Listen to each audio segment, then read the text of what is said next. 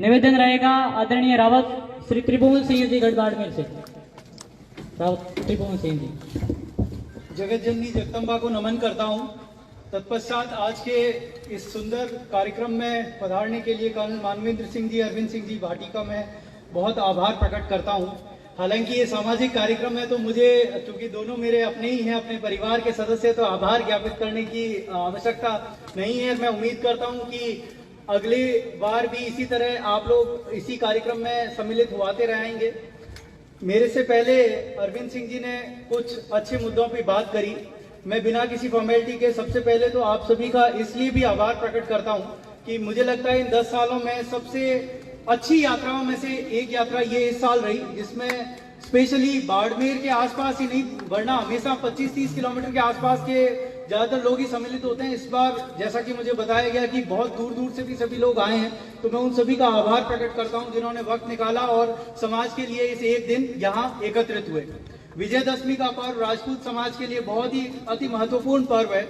जैसा कि आजकल हम देखते हैं कि हर समाज साल में कम से कम एक दिन किसी एक जगह पर एकत्रित जरूर होता है, पर ये सिर्फ हमारा ऐसा समाज है जो मुझे लगता है कि हम किसी भी जगह पे एकत्रित होना हमारे लिए बड़ा मुश्किल है। यदि राजनेताओं की सभाएं नहीं हो तो हम एक जगह एकत्रित होते नहीं हैं। तो मुझे लगता है इसीलिए इस कार्यक्रम को इस तरह से बनाया गया है कि ना तो कोई पार्टी है, ना यहाँ कोई संगठन है, ये सिर्फ और सिर्फ समाज का कार्यक्रम है। हम सिर्फ इस भगवा ध्वज के नीचे चलते हैं, इस भगवा ध्वज के सम्मान में चलते हैं और पूरा का पूरा समाज यहाँ एकत्रित हो। कम से कम साल में एक दिन हमें दशहरा, विजयदशमी क्योंकि हमारा त्योहार है, उस दिन हमें एकत्रित होना चाहिए। साथ ही साथ समाज उत्थान में हम क्या कार्य कर सकते हैं, हमें उसके बारे में भी बात करनी चाहिए। जब कल की मैं छोटी सी, क्योंकि मैं अब यहाँ आया हूँ, तो कुछ लोगों ने मेरे को बताया था और मैंने उनसे प्रॉमिस भी किया था कि आपकी जो बात है वो मैं समाज के सामने जरूर रखूंगा। तो हमारे कुछ समाज के बुद्धिजीवी लोगों ने कल मुझे फोन करके बोला और मैं उनकी बात का पूरा समर्थन करता हूँ।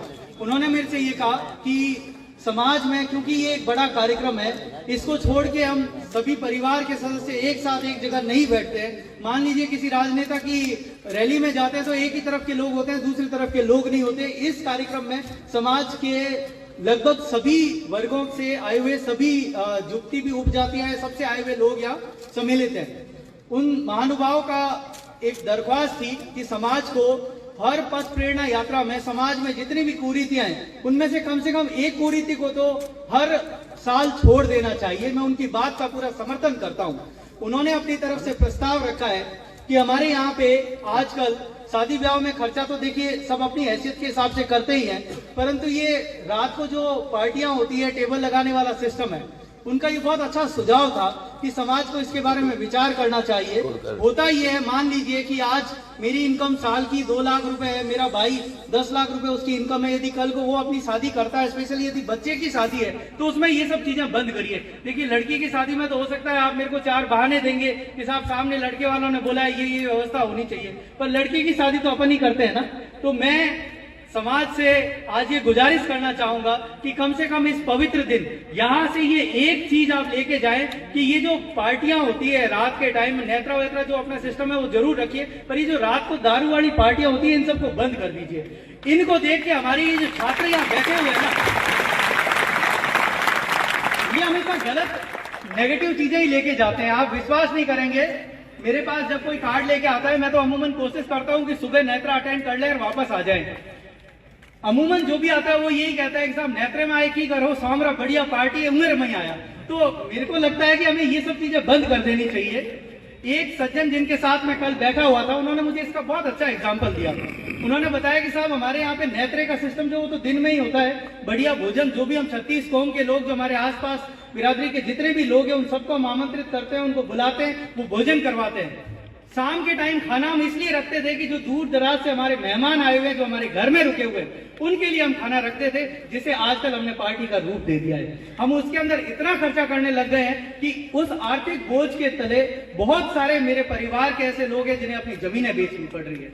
मुझे लगता है हमें इस और सोचने की, विचार करने की आवश्यकता है। देखिए, आज किसी को भी आप कहते हैं ना कि यहां से आप फतवा जारी नहीं कर सकते, परंतु मैं अपनी तरफ से, पूरे समाज की तरफ से आप सभी से ये गुजारिश करूंगा कि कम से कम, चलिए आप उसे बंद नहीं कर सकते तो उसे कम तो करिए, कम से कम लड़के की शादी में तो बंद करिए। आपको यदि इतना ही वो है कि नहीं हमारे घर में मेहमान आएंगे, हम उनके लिए 5 पकवान बनवाएंगे, 5 तरह के दारू रखेंगे, रखिए, पर कम से कम उसका लिमिट, नंबर तो लिमिट करिए। कम से कम अपने परिवार से बाहर दूसरे लोगों को तो उसमें मत बुलाइए, क्योंकि आपको देखकर दूसरे हमारे समाज के जो भाई है जिनकी आर्थिक स्थिति अच्छी नहीं है, उन लोगों की स्थिति बहुत ज्यादा खराब हो जाती है।